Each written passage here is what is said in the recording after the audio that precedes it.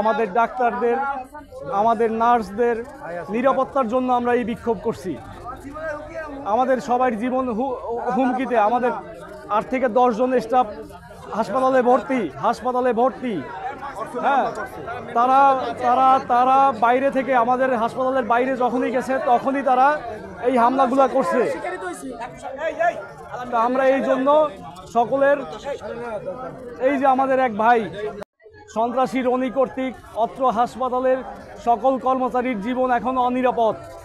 সে রনি এই হাসপাতাল থেকে আমাদের স্টাফরা যখনই বের হতে যায়, রনি তার লোকজন নিয়ে এটা আক্রমণ করে।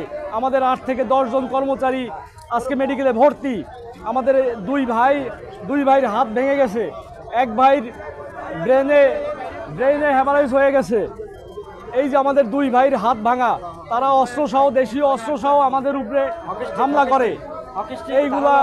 এইগুলা প্রশাসন কোনো ব্যবস্থা নিচ্ছে না। আমরা চাচ্ছি অনতিবিলম্বে প্রশাসন ব্যবস্থা নিয়ে তাদেরকে শাস্তির আওতায় আনুক।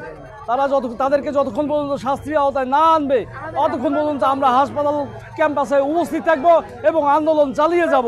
মেডিসিন ইউনিটের লিফটে করাটার আমি ডিউটি শেষ করিয়া একটু রং চা খাইতে গেছি, শরীরে খারাপ লাগে। আমি পকেট গেট থেকে বের হওয়ার সাথে সাথে এই শালাই দালাল বললে আমার হকি স্টিক দিয়া অজস্র বাড়ি ছাড়ছে মাথা মতো। আমি হাত দিয়ে ঠেকানোর কারণে আমার হাত ভেঙে গেছে। ছাত্র নামক সন্ত্রাসীরা এখানে আন্দোলন করতেছিল হাসপাতাল সংস্কারের নামে। আজকে সেই ছাত্ররা আমাদের উপর অতিরিক্ত হামলা চালাইছে। আমরা প্রায় 7-8 জন হাসপাতালের স্টাফ এখানে হাসপাতালে ভর্তি আছি।